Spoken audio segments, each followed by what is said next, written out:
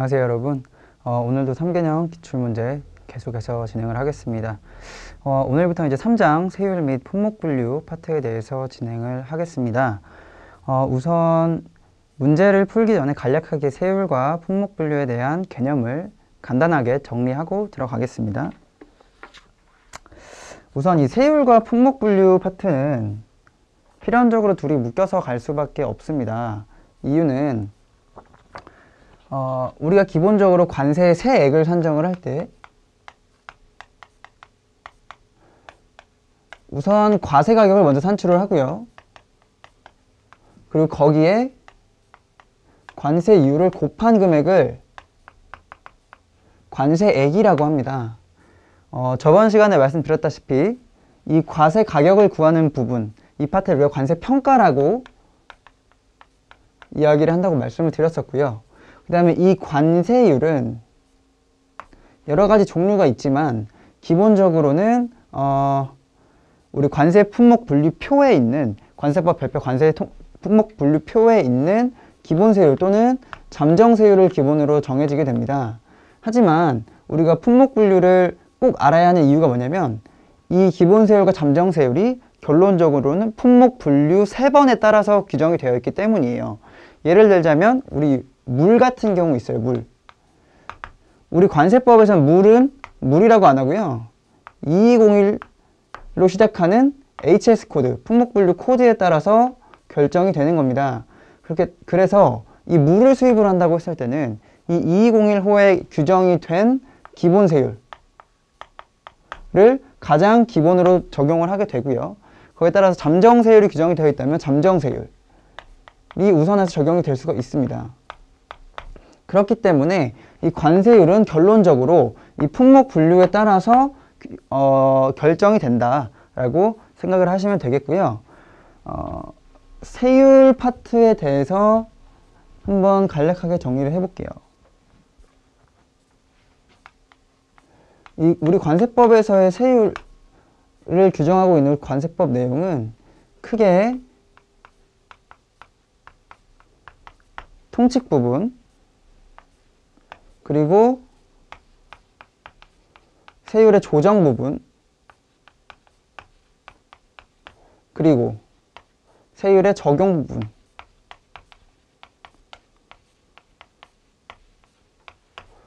이렇게 나눠진다고 생각을 하시면 되는데요. 이 통칙 부분에서는 기본적인 세율의 종류와 그 다음에 세율 적용의 우선순위라고 하죠. 조금 이따가 우리 규정을 살펴보겠지만 한 가지 물품에 대해서 여러 가지 세율이 적용될 수 있는 경우가 있어요. 그런 경우에 어떤 세율을 우선하여 적용할 수 있는가에 대한 규정을 마련해 둔 것이 우선순위 규정이라고 할 수 있는데요. 이 우선순위 규정이 아직까지 우리 시험에서 많이 출제가 되진 않았지만 아주 중요한 부분이기 때문에 사례형으로 응용도 가능하고요. 그 이전에 이 규정 자체가 굉장히 복잡해요. 말이 되게 어렵게 나열되어 있기 때문에 사례형으로 응용되기 전에 법령 자체를 그대로 출제하는 것도 가능합니다. 그래서 좀 이따가 더 자세히 살펴볼 거고요. 우리 세율의 종류에는 어떤 것이 있을까요? 조금 더 자세하게 나눠보자면 우선은 기본세율과 잠정세율이 있어요. 얘는 아까 말씀드렸다시피 우리 품목 분류별로 별도로 그 별표에서 규정을 하고 있는 세율들인데 얘네 같은 경우 그걸 우리에서 국정세율이라고 합니다. 국정세율 이라고 하고요. 그 다음에 탄력선세율이라고 하는데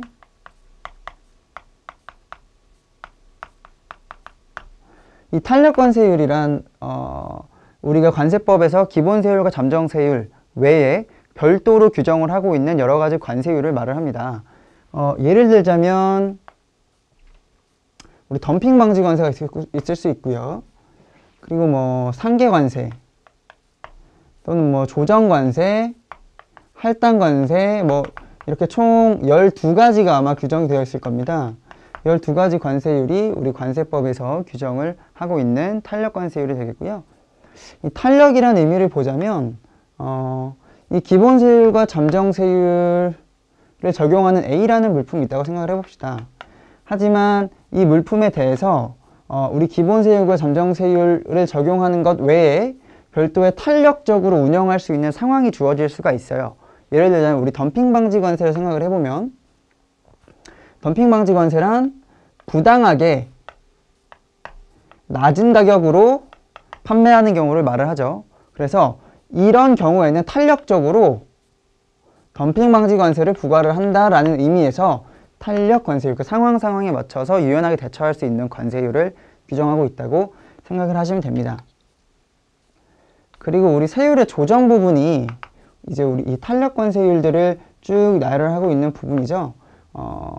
덤핑 방지 관세, 상계 관세, 뭐 보복 관세, 긴급 관세, 뭐 이런 세율들이 쭉 있고요. 뭐 편익 관세라든지 아니면 뭐 일반 특혜 세율,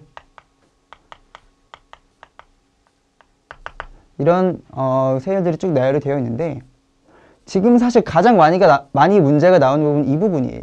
이 세율의 조정 부분. 가장 많이 출제가 되고 있는 부분인데, 만약에 여기서 문제가 나온다 그러면 결론적으로는 부과 대상, 즉 제가 탄력 관세율이라고 그랬죠. 특정한 상황에 유연하게 대처하기 위한 세율이에요. 그렇기 때문에 부과 대상, 곧 어떤 상황에서 이 물품에 대해서 탄력 관세율이 적용될 수 있느냐에 대한 본질적인 문제죠. 부과 대상에 대한 문제가 가장 많이 나오고요. 그 다음에 세율. 이 세율 역시 이 부과 대상과 부과되는 세율을 함께 외우셔야 돼요. 이 12가지 세율에 대해서 어떤 상황에서 이 세율이 부과가 되고 어떤 상황에서 얼마만큼의 세율이 적용이 되는가, 이 두 가지 부분을 내는 것이 사실상 전부였어요. 지금까지는. 세율의 조정 파트에서는 그 다음에 세율의 적용 파트에서는 총 3가지가 나열이 되어 있어요. 첫 번째로 우리 간이세율. 간이세율이 뭐였나요, 우리? 예를 들자면 여행자 휴대품 또는 우편물, 이런 물품 등과 같이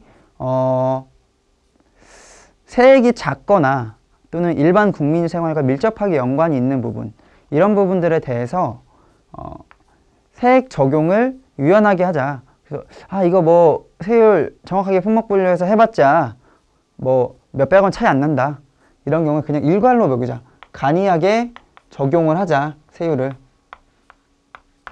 이런 내용이고요. 그 다음에 합의에 의한 세율. 이것은 일단은 얘는 기준을 일괄하여 수입 신고된 물품을 기준으로 하죠. 일괄하여 수입 신고된 물품에 대하여 각각 세율이 상이한 거예요.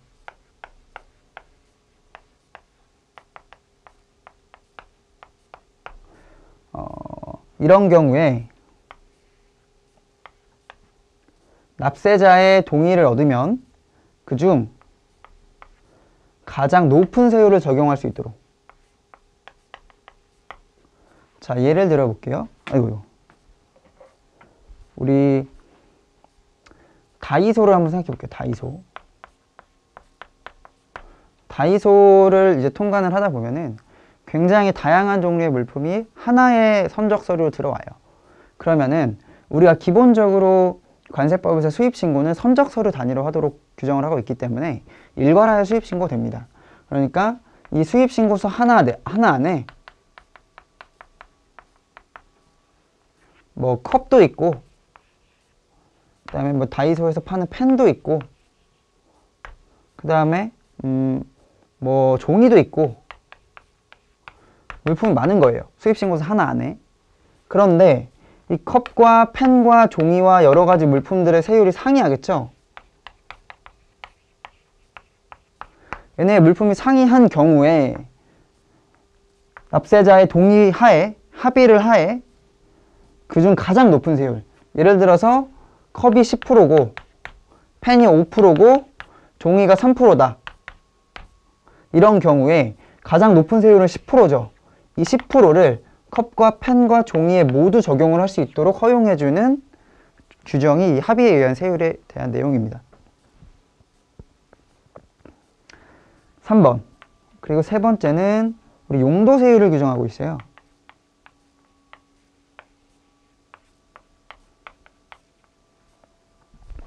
이 용도 세율이란 어떤 거냐면 어떤 특정 목적을 달성하기 위한 물품들에 대해서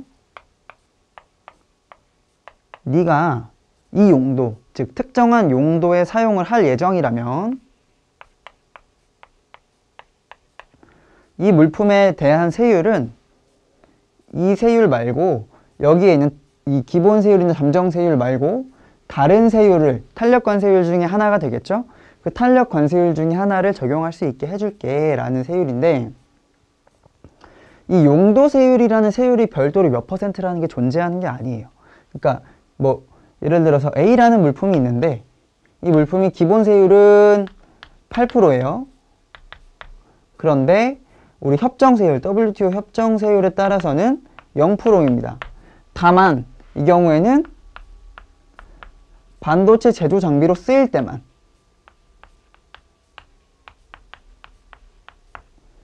그러니까 예를 들어서 플라스틱 판때기가 있어요. 플라스틱 판넬에 대해서 기본 세율은 8%입니다. 다만 네가 이거를 반도체 제조 장비로 쓸 때는 0%로 해줄게. 즉 반도체 제조 장비라는 특정 용도에 쓴다면 0%로 해줄게. 이 경우에 이 0%가 용도 세율이 되는 거죠. 이렇게 이해를 하시면 될 것 같습니다. 세율에 대한 내용은 이 정도로 크게 틀을 잡으시면 될 것 같고요. 사실 세율에서 기출문제가 나온다면 이 전체적인 틀을 내는 문제보다도 아까 말씀드렸다시피 이제 뭐 조정관세의 부과 대상이 뭐냐, 아니면 할당관세의 부과 대상이 뭐냐, 이런 식으로 굉장히 직관적인 문제가 많이 나와요. 아직까지는.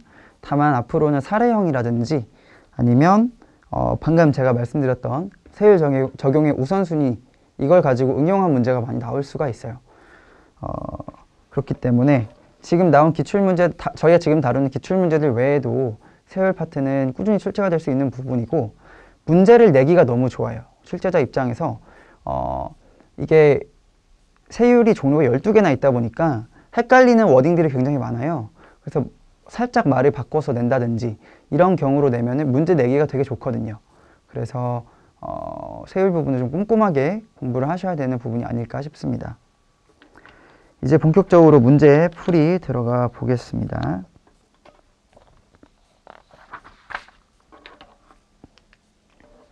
우선은 17년 나책형 8번 문제인데요.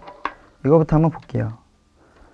관세법 제69조에 따른 조정관세에 대한 설명으로 옳지 않은 것은 이라고 기재가 되어 있네요. 봅시다. 1번부터. 조정관세는 해당 국내 산업의 보호 필요성, 국제통상관계, 국민경제 전반에 미치는 영향 등을 검토하여 부과 여부와 그 내용을 정한다. 2번. 농림축산물 등 국제경쟁력이 취약한 물품의 수입 증가로 인하여 국내 시장이 교란되거나 산업기반이 붕괴될 우려가 있어 이를 시정하거나 방지할 필요가 있는 경우 조정관세를 부과할 수 있다. 3번. 원활한 물자 수급 또는 산업의 경쟁력 강화를 위하여 특정 물품의 수입을 촉진할 필요가 있는 경우 조정관세를 부과할 수 있다. 틀렸죠? 이게 틀렸죠? 얘가 틀렸는데 결론적으로 얘는 지금 조정관세에 대한 내용이 아니라 할당관세에 대한 내용이에요.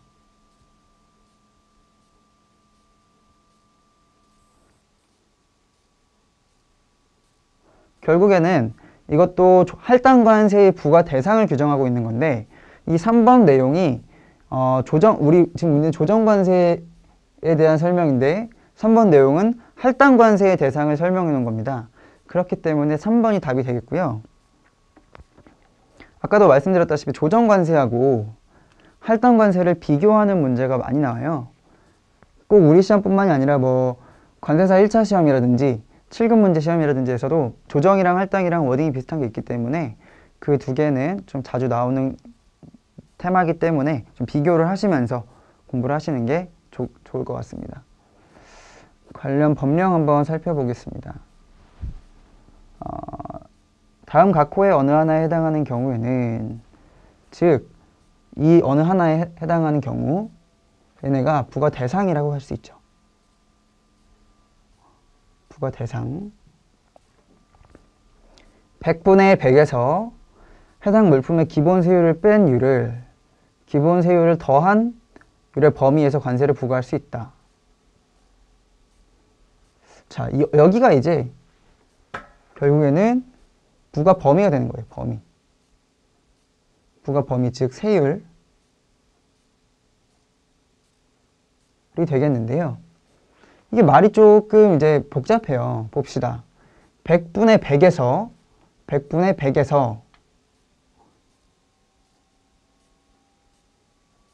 해당 물품의 기본 세율을 뺀 율.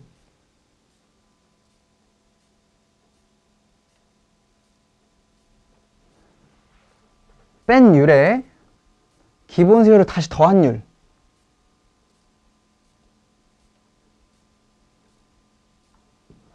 의 범위에서 관세를 부과할 수 있다. 이만큼이 아니라 이 범위, 즉 이 내에서 이걸 한도로 할 수 있다. 결국엔 해석을 해보면 기본 세율을 빼고 기본 세율을 다시 더하면 얘네들이 없어지죠.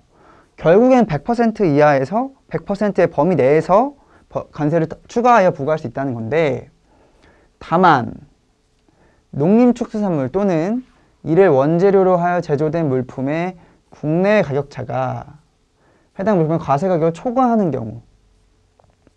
경우에는 가격차의 상당한 일의 범위에서, 자 봅시다. 여기도 말이 조금 어려워요. 다시 볼게요.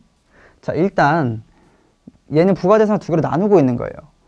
일단 일반적인 물품이 있고, 이 단서 규정에 따라서 농림축수산물인데, 농축수산물이라고 할게요. 농축수산물 또는 이를 원재료로 하여 제조된 물품인데, 이거 중에서도 국내외 가격차, 즉 우리나라에서는 10,000원 정도 하는 물품이에요. 근데 외국에서는 15,000원, 외국에서는 5,000원이다. 그럼 우리나라가 얼마만큼 비싼 거죠? 5,000원 정도 비싼 거죠. 즉 국내외 가격차가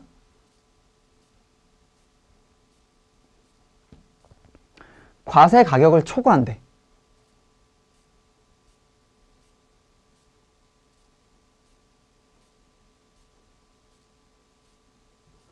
즉 이쪽으로 와서 조금 자세하게 한번 이 2번 문구가 어떤 이미지를 한번 살펴볼게요.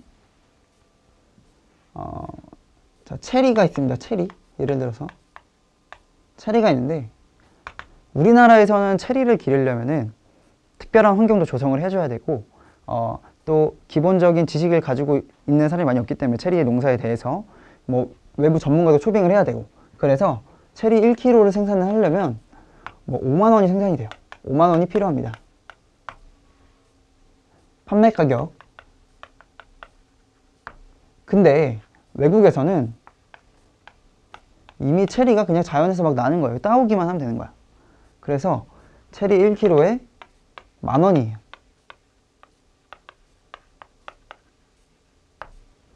근데 이 체리 1kg에 10,000원에 판매되지만, 우리 과세 가격 결정, 즉 관세 평가의 부분에서 말씀을 드렸다시피 우리 과세 가격은 CIF를 기준으로 하죠.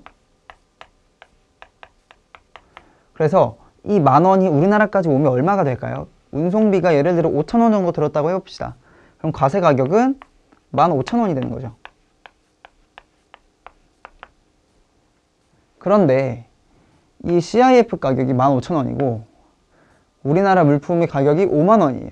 그럼 가격차가 얼마죠? 35,000원이 나는 거죠. 이 가격차가 35,000원이고 과세 가격이 15,000원이에요. 그러면 가격차가 더 큰가요? 과세 가격이 더 큰가요? 가격차가 더 크죠. 즉 이렇게 되는 거예요. 가격차가 더 큰 물품. 이 물품, 즉 다시 문구를 볼게요. 농림축수산물 또는 이를 원재료로 해 제조된 물품의 국내외 가격차 35,000원이죠. 국내외 가격차가 해당 물품의 과세 가격 15,000원을 초과하는 경우에는 이런 경우에는 국내 가격 차에 상당한 유례 범위 내에서 관세를 부과할 수 있다. 자, 국내 가격 차에 상당한 유리란 결국엔 35,000원을 관세를 더 매기겠다는 소리예요. 이 35,000원만큼 이거를 상쇄할 수 있을 만큼의 관세를 추가로 매기겠다라는 말입니다. 그렇기 때문에 어쨌든 결론은 똑같아요. 결론은 이 일반 물품의 경우에도 100% 과세 가격의 100%면 얼마죠? 결국엔 과세 가격이죠. 이 과세 가격의 범위 내에서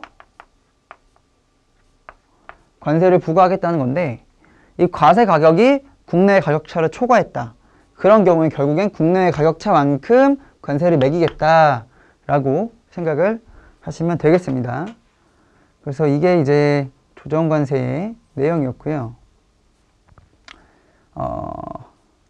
대상들을 한번 봅시다. 산업구조의 변동 등으로 물품 간 세율이 불균형이 심하여 시정할 필요가 있는 경우, 공중도덕, 보호, 인간, 동물, 식물 등의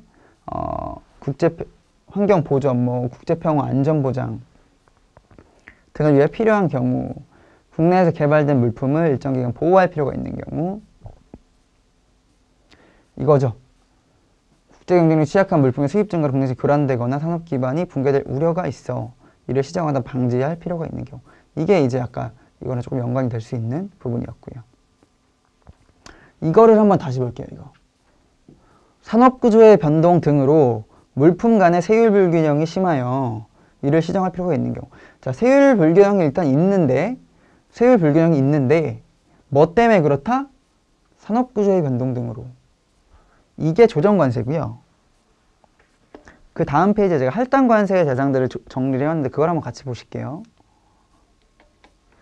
다음 각 호의 어느 하나에 해당하는 경우에는 100분의 40의 범위의 율을 기본 세율에서 빼고 관세를 부과할 수 있다. 필요한 경우에는 수량을 제한할 수 있다. 자, 여기서 아까 제가 말씀드리고 싶었던 부분은 이거. 유사물품 간의 세율이 현저히 불균형하여. 자, 봅시다. 아까 조정관세에서는 산업구조의 변동으로 인한 물품 간 세율 불균형이었죠. 하지만 이번 할당관세에서는 유사물품 간의 세율이 불균형한 경우예요. 그래서 이 세율 불균형이라는 키워드 때문에 헷갈릴 수가 있어요. 그렇기 때문에 어떤 경우에 세율 불균형인지에 따라서 조정관세와 할당관세 내용이 답이 달라질 수 있다라는 거를 확인을 하고 비교해가면서 공부해 주시면 감사하겠습니다. 그 다음에 다음 문제 가겠습니다. 18년도 9번 문제, 가형 9번 문제인데 관세 법령상 특정 물품에 적용될 품목분류의 사전심사에 대한 내용으로 옳지 않은 것은 이라고 되어 있는데요. 우선은 이 품목분류 특정 물품에, 이게 풀네임이죠. 특정 물품에 적용될 품목분류 사전심사 이건데 그냥 간단하게 실무에서는 품목분류 사전심사 또는 사전회시 이렇게 부르기도 합니다. 이 내용이 뭐냐면 제가 A라는 물품을 수입을 할 거예요. 수입을 할 건데 아까 말씀드렸다시피 세율은 뭐에 따라 달라진다고 했죠? 품목분류에 따라 달라진다고 했어요. 그래서 세율과 품목분류는 불가분의 관계에 있다라고 말씀을 드렸는데 비단 이 세율뿐만이 아니라 품목분류에 따라서 세관장 확인 대상, 우리 실무에서는 흔히 요건이라고 하는데 예를 들자면 식품의 경우에는 식품 검역을 반드시 거쳐야 하고요. 살아있는 동식물 같은 경우에는 식물검역법 또는 동물검역법을 거쳐야 하고 전기용품 같은 경우에는 이제 아답터가 장착이 되어 있다. 그럼 전기안전법도 받으셔야 되고 이런 요건들이 생각보다 많이 나열이 되어 있는데 이게 뭐에 따라 나열이 되어 있을까요? 맞아요. 그것도 품목분류에 따라 나열이 되어 있어요. 이 세 번에 이 품목분류는 세관장 확인 대상을 받아야 돼. 이런 식으로 규정이 되어 있고요. 또 세율 있고 그럼 요건 있고 그 다음에 FTA도 결국에는 수출국 세번과 수입국 세번이 맞아야 품목분류가 가능하기 때문에 이 품목분류라는 게 이 관세 행정이 가장 기초가 되는 부분이라고 말씀을 드릴 수가 있어요. 그래서 내가 이 A라는 물품을 수입을 하는데 이 통관 절차에 대한 전반적인 내용이 뭐에 따라 달라진다? 품목분류. 전반적인 내용이 품목분류에 따라 좌우가 되기 때문에 이 품목분류를 정확하게 내가 모르면 이거에 대해서 물어볼 수 있는 제도가 있어요. 세관에, 관세청에. 관세청에 이 물품이 내가 들여왔는데 세번을 잘 모르겠어요. 품목분류를 A로 해야 될지 B로 해야 될지 잘 모르겠습니다. 이걸 좀 알려주세요 하는 제도가 품목분류 사전심사예요. 그래서 이 품목분류 사전심사에 대한 내용으로 옳지 않은 것을 고르는 게 문제였네요. 봅시다. 사전심사에 신청을 받은 관세청장은 해당 물품에 적용될 품목분류를 심사하여 사전심사에 신청을 받은 날부터 30일 이내에 이를 신청인에게 통지하여야 한다. 다만 제출 자료의 미비 등으로 품목분류 심사인이 곤란하게 그때를 통지하여야 한다. 맞는 내용이에요. 맞는 내용인데 우리가 이 선지에서 봐야 될 거는 관세청장. 이거를 만약에 세관장으로 바꿔낸다? 그렇게 되면은 틀린 선지가 되겠죠. 이 관세청장에게 신청하는 것이라는 것을 꼭 확인을 해주셔야 되고 2번 사전심사를 위해 제출된 신청서와 견본 및 그 밖의 설명자료가 미비하여 품목분류를 심사하기 곤란한 때에는 50일 이내의 기간을 정하여 보정을 요구할 수 있다. 자, 이게 어떤 상황이냐면 내가 A라는 물품을 들고 오죠. 이 물품에 대해서 어떤 물품인지 설명을 해줘야 관세청에서도 이 물품은 이쪽으로 갈 것 같아. 이쪽이야. 이쪽 3번으로 분류를 하도록 해. 이렇게 판단을 해주겠죠. 이거에 대한 설명 자료 등이 미비해. 설명 자료가 미비한 경우에 관세청에서는 야, 너 이거 자료가 부족해서 내가 정확히 판단하기 힘들다. 이 물품에 대한 자료를 좀 더 달라. 라고 보완을 요구하는 거예요. 그 보완을 요구했을 때 그 보완 요구에 얼마 이내에 제출을 해야 되죠? 추가 자료를? 50일이 아니라 20일이에요. 20일. 20일 이내에 보정을 해야 됩니다. 그래서 정답이 2번이 되겠습니다. 이런 보정 요구 같은 거는 뒤에도 많은 뭐 심사 내용이라든지 뭐 그런 절차가 있지만 아마 제가 알기로 관세법은 총 3가지가 있을 거예요. 그래서 그 보정을 요구하는 절차들은 대부분 20일 이라고 생각을 하시면 될 것 같아요. 그래서 정답 2번이고요. 3번 사전심사 결과에 통지를 받은 자는 통지받은 날부터 30일 이내에 대통령령으로 정하는 서류를 갖추어 관세청장에 재심사를 신청할 수 있다. 그렇죠. 이거는 내가 자료를 다 내고 이 물품은 이쪽이야. 뭐 8424로 가라. 라고 관세청에서 답을 내려줬어요. 근데 내가 생각할 때 이건 8424가 아니야. 내가 생각할 때는 8425야. 아무리 생각해도 이거야. 그런 경우에는 재심사를 신청할 수 있다. 통지받은 사전심사 결과의 유효기간은 해당 통지를 받은 날부터 3년으로 한다. 다만 재심사 결과 품목분류에 변경된 경우에는 유효기간을 다시 기산한다. 그렇죠. 이 품목분류 사전심사도 유효기간이 있어요. 즉, 그 3년 동안은 그 유효기간 내에는 이 A라는 물품에 대해서 관세청이 내려준 이 8424의 3번이 맞아. 공신력이 있어. 그런데 3년 지나고 나서는 공신력이 있다 없다? 없다. 그렇게 이해를 하시면 되겠고요. 아까 여기서 재심사 규정 있었죠? 다만 재심사 결과 품목분류 변경된 경우에는 통지받은 날부터 유효기간을 다시 기산한다. 그쵸? 통지받은 날부터 재심사 통지. 재심사 결과. 이렇게 이해를 하시면 되겠습니다.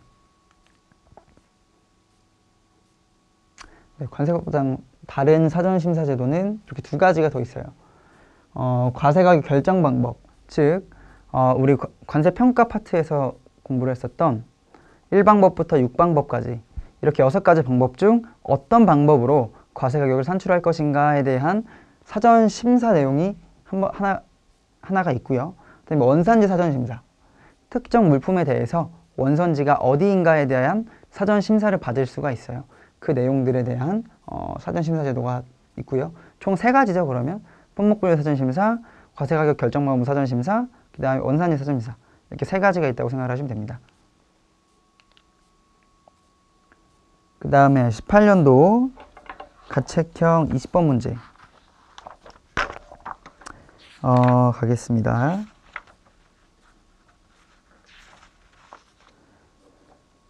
관세법상 내용으로 옳은 것은 이제 기본적으로 문제를 풀 때 이 관세법상 내용 이렇게 나오면 굉장히 광범위하게 문제가 보기가 출제가 돼요. 이전 문제 한번 볼게요. 방금 했던 문제. 딱 명칭을 딱 정해줘요.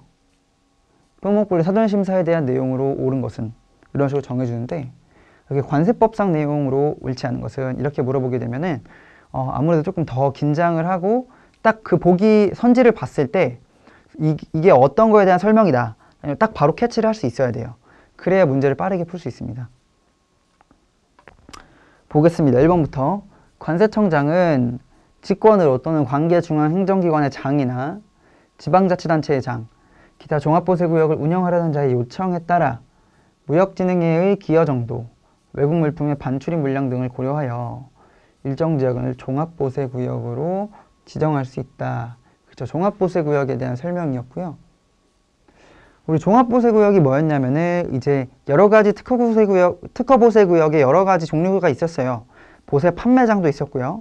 그 다음에 보세공장, 보세건설장, 보세창고 이렇게 여러 가지 종류가 있었는데 이 종류들을 여러 가지를 한 번에 운영을 할 수 있는 게 종합보세구역이라고 말씀을 드렸습니다.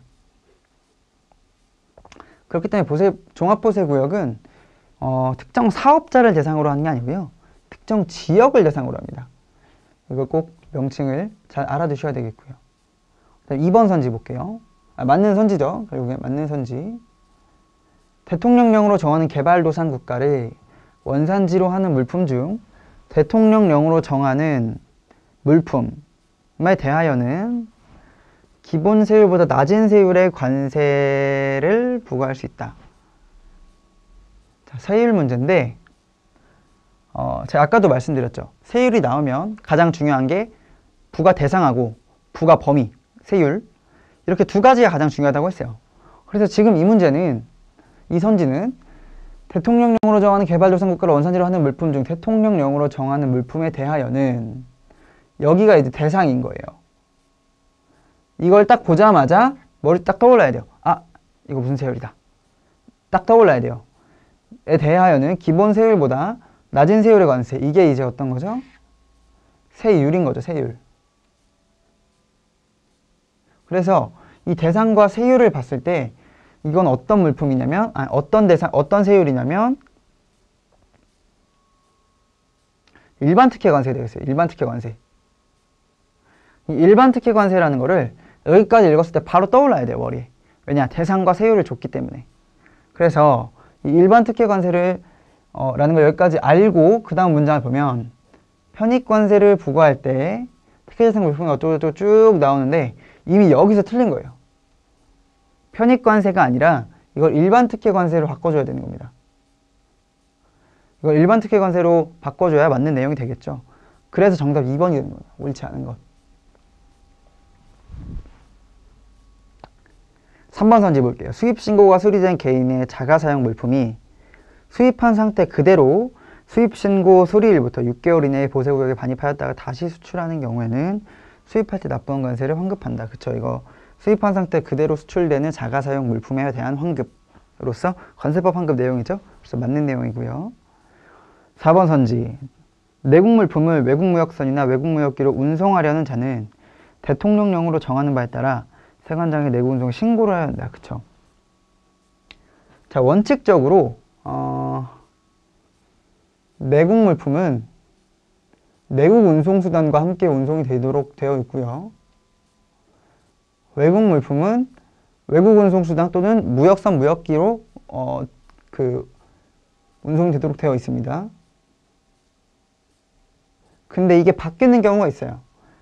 내국 물품이 외국 운송수단에 들어가는 경우가 바로 이 경우죠. 이게 내국 운송이라고 볼 수가 있고요. 그 다음에 외국 물품이 내국 운송수단에 운송되는 경우가 있어요. 이 경우가 보세 운송이죠. 그래서 이 경우엔 둘 다 모두 세관장에게 신고를 해야 되고, 이 외국물품이 내국운송에 실리는 경우, 보세운송이라고 하죠. 이 보세운송의 경우에는 신고를 원칙으로 하되 예외적으로 승인을 받도록 하는 대상들을 나열을 하고 있습니다. 이렇게 보시면 되겠습니다. 그래서 4번도 맞는 선지고 정답은 2번 되겠습니다. 편익관세가 아니라 일반 특혜관세가 맞는 내용이고요. 이 뒤에 보면 이제 제가 법령을 실었는데, 대통령령으로 정하는 개발도상국가, 개발도상국가에서 원산지로 하는 대통령령으로 정하는 물품, 이게 특혜대상국가, 특혜대상 물품인데요. 이게 이제 일반 특혜관세 대상이 되겠고요. 그 다음에 그 밑에 편익관세인데, 편익관세가 아니라 그 밑에는 이제 수입수령 한정 등의 내용, 아까 이 뒷부분에 대한 내용을 제가 법령을 실어 놓은 거예요.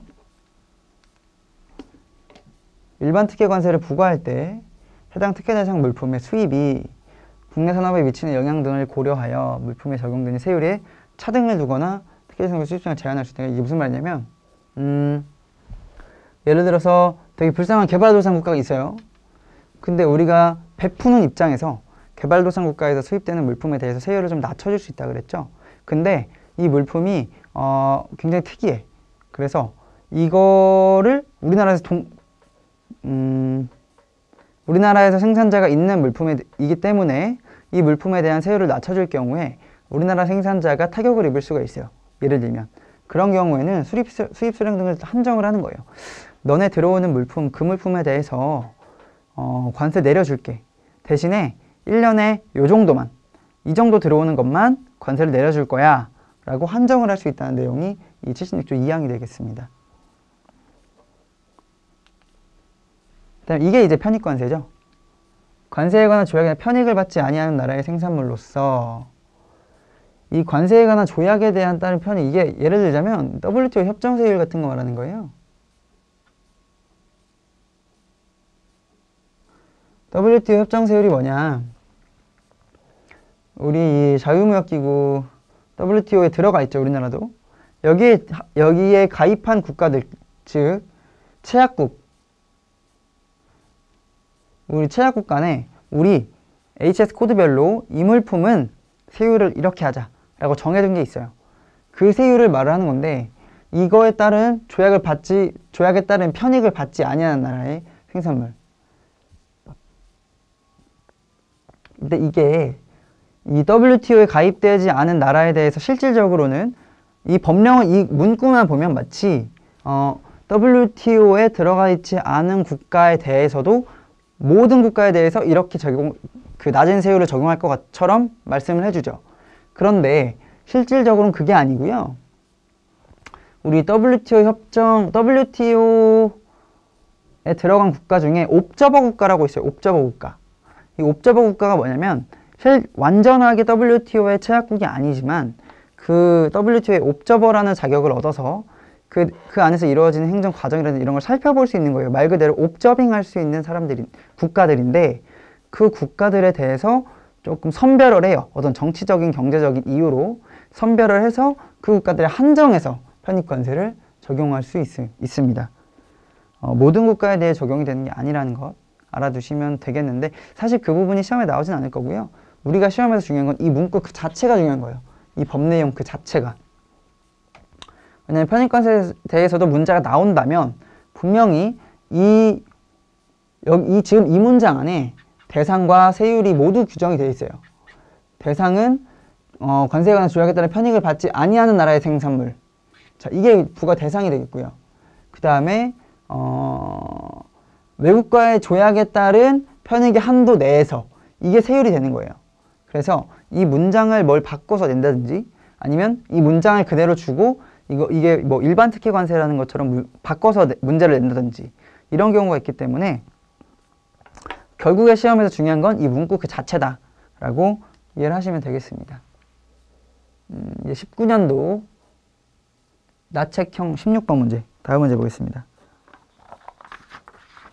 관세법상 세율의 조정에 대한 설명으로 옳지 않은 것은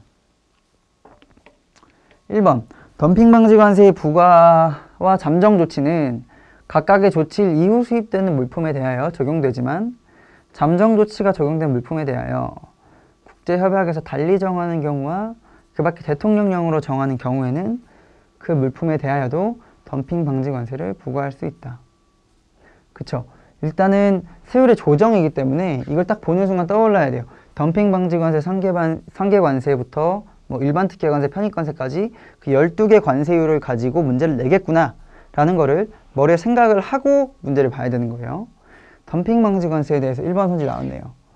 잠정 조치는 조치일 이후 수입되는 물품, 그쵸? 맞는 물품이고, 맞는 선지고, 물품에 대하여 적용되지만, 잠정 조치 적용된, 달리 정하는 경우에는, 뭐, 그 밖에 대통령, 그쵸?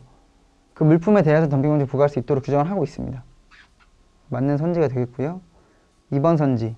긴급관세 부과 결정에 대한 재심사의 결과에 따라 부과기간을 연장하는 경우에는 잠정 긴급관세의 부과기간 연장이 지금 기본 컨셉이에요. 이 문장은 부과기간, 긴급관세 부과기간, 그 다음에 긴급관세, 그죠? 잠정 긴급관세 부과기간, 긴급관세의 부과기간, 그 다음에 대외무역법에 따른 수입수량 제한 조치.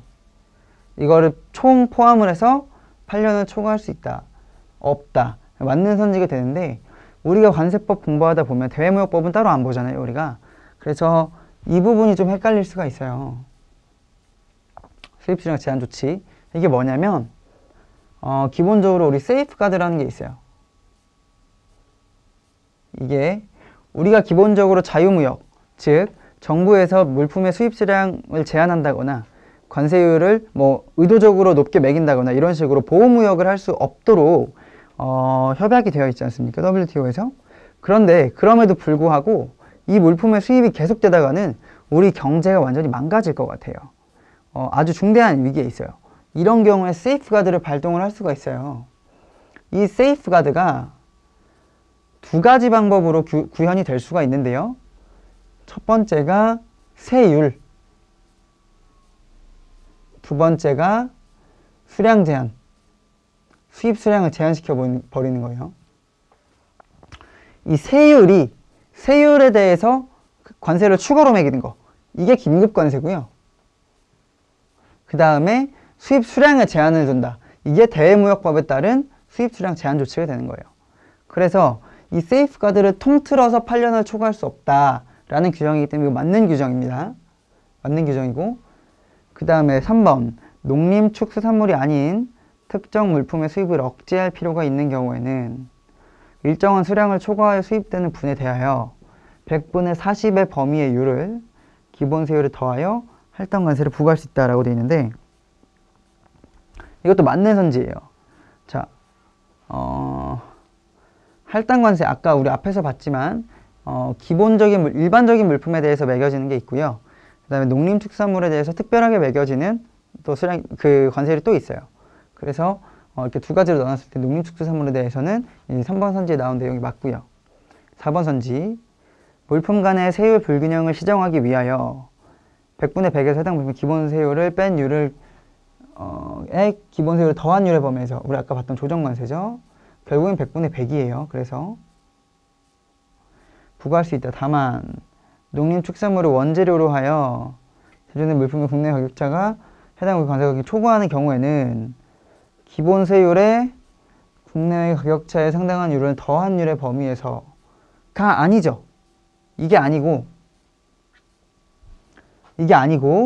이걸 기본세율에 더하는 게 아니고 국내 가격차에 상당하는 율에 대해서 관세를 부과하는 겁니다. 그렇기 때문에 이게 틀린 선지가 되겠죠. 이게 그래서 4번이 정답이 되겠고요. 결국에는 아까 처음에 제가 말씀드렸다시피 이 세율의 조정 파트에서 문제가 나온다면은 부과 대상과 부과되는 율, 세율 그 두 가지가 핵심이라고 제가 말씀드렸었죠. 이렇게 문제가 출제되니까요. 그 두 가지 부분을 꼭 챙겨 가셔야 돼요. 이렇게 보시면 되겠고 네, 관련 법령은 이 부분이죠. 국내외 초과하는 경우에는 여기네요. 국내외 가격차에 상당한 율의 범위에서 관세를 부과할 수 있다. 기본 세율을 더하는 것도 아니다.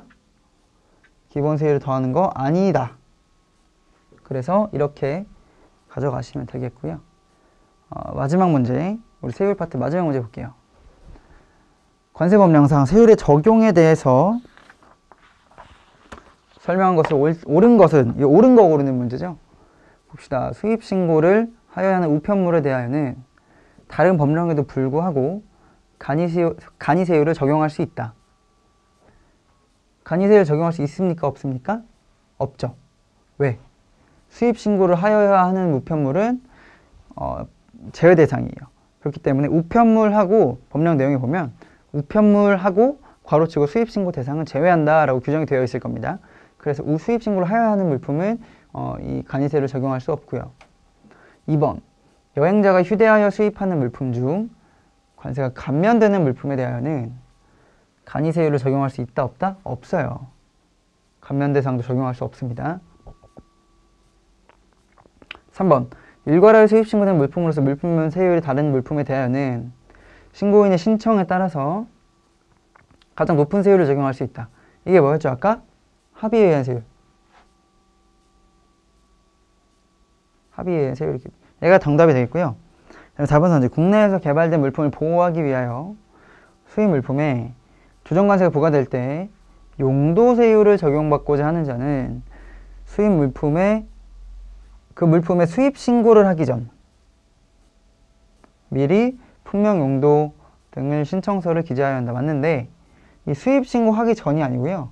수입 신고 수리 전에 신청서를 제출하여야 합니다. 이것도 지금 세율의 적용 파트는 아까 제가 말씀드렸다시피 세 가지가 있다고 그랬어요. 간이세율, 그 다음에 합의에 의한 세율, 그 다음에 용도세율, 이렇게 세 가지인데 이 1번과 2번 선지가 간이세율에 대한 설명이었고 3번 선지가 합의에 의한 세율, 이 4번 선지가 용도세율에 대한 설명이었는데 이 전반적으로 다 훑어가지고 낸 문제가 29번 문제였습니다. 이게 이제 관련 법령인데요. 똑같아요. 앞에 선지하고 맞는 선지였으니까. 그 다음에 아까 제가 말씀드렸던 우리 세율 적용의 우선순위, 굉장히 중요한 규정이라고 말씀드렸죠. 이 규정 한번 볼게요. 관세법 제50조입니다. 기본세율과 잠정세율은 별표 관세율표에 따르되 잠정세율이 기본세율에 우선하여 적용한다. 자, 일단은 잠정이 더 세요. 잠정이 기본보다 세네요. 그리고 2번, 탄력세율은 다음 각 호의 순서에 따라 별표 관세율표의 세율에 우선하여 적용한다. 자, 별표 관세율표의 세율에 우선한대요. 별표 관세율표의 세율이 아까 뭐라 그랬죠, 제가? 기본세율하고 잠정세율이라고 말씀드렸죠. 그러면 결국에 여기 있는 모든 탄력관세들은 기본세율과 잠정세율에 우선하는 거예요. 봅시다. 덤핑방지관세, 상계관세, 보복관세, 긴급관세, 특정공물품 긴급관세, 농림축산물에 대한 특별긴급관세, 그리고 이게 들어온 지 얼마 안 됐어요. 얘가 조정관세 적용 대상 중 이후의 경우에 따른 세율, 이건데 이게 뭔지 한번 잠깐 볼게요. 우리 아까 맨 앞에 있었던 조정관세 문제가 있었는데요. 이거죠, 이거. 공중도덕 보호, 인간, 식물, 생명, 건강보호, 환경보전, 그다음에 국제평화와 안전보장. 딱 봐도 뭔가 되게 중요한 애들이에요. 그래서 이거에 대해 구체적으로 적용된 대상이 뭐일지는 조금 애매할 수 있지만 그 법령상의 규정만 봤을 때는 아주 중요한 내용이기 때문에 얘네들에 대해서는 얘네가 똑같이 덤핑방지관세, 상계관세, 보복관세 등과 동일하게 우선순위를 둔다라는 내용이고요.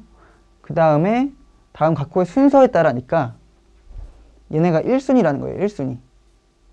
1등. 그 다음에 2등은 국제협력관세 및 편익관세. 얘가 2등이 되겠고요. 그 다음에 조정관세 적용 대상 중 1, 3, 4호. 조정관세 적용 중 2호는 아까 여기 들어가 있었죠? 1순위에. 그렇기 때문에 1, 3, 4호만 여기 3순위에 들어가는 거고요. 그 다음에 할당관세, 계절관세. 그 다음에 일반 특혜관세. 이렇게 되어 있네요. 그 밑에 단서 한번 볼게요. 제2항에도 불구하고 국제협력관세 및 편입관세는 국제협력관 2순위 세율 말하는 거예요. 국제협력관세 및 편입관세는 기본세율, 잠정세율, 그 다음에 제2항, 제4호 및 4호의 세율, 즉 얘가 2순위인데 전반적으로 이 탄력관세는 다 기본세율과 잠정세율에 우선한다 그랬죠? 그렇기 때문에 얘네가 이 후순위 세율이라고 보면 돼요. 여기 규정된 애들이.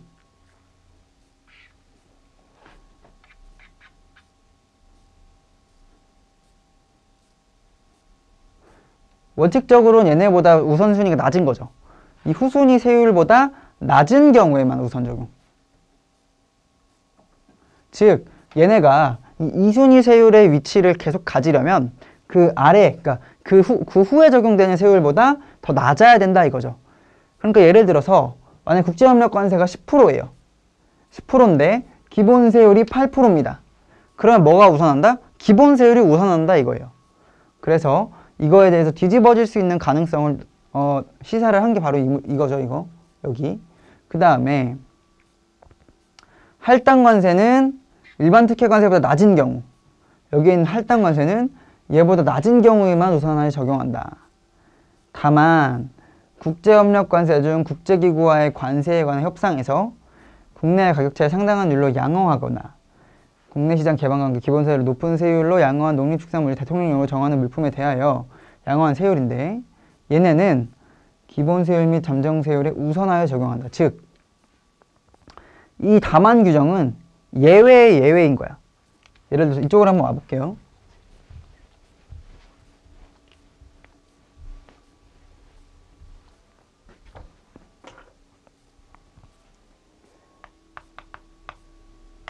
기본적으로 국제협력 관세는 기본세율이나 잠정세율에 우선하죠.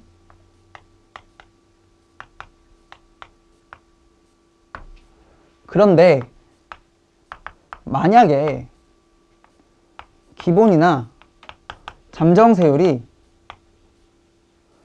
국제협력 세율보다 낮아요, 세율이. 이렇게 되면은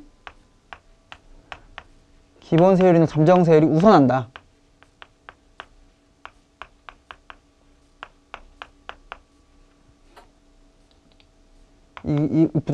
여기 두 번째에 있는 부동은 세율을 말한 겁니다. 이 경우에는 기본세율과 잠정세율이 우선하는 거예요. 그런데 얘에 대한 예외가 또 있는 거예요. 만약에 문장을 다시 한번 볼게요. 국제협력 관세 중 국제기구와의 관세에 관한 협상에서 국내 가격차에 상당한 율로 양호했대. 이게 무슨 말이냐면 우리 아까 체리 사례 기억나시죠? 체리처럼 국내 가격차가 35,000원인데 이 35,000원에 맞춰서 양호를 한 거야. 즉 우리하고 뭐 한 이후 FTA를 맺는데 그 국제협력 관세 상에서 그 관세율이 국내 가격차에 상당하게 35,000원을 상쇄시키는 그 율로 협약을 맺었어요. 그런 경우에는 기본세율이나 잠정세율이 국제협력 관세보다 낮더라고 하더라도, 자, 체리 사례를 예로 든 거예요. 체리 사례. 낮더라고 하더라도 국제협력 관세를 우선한다.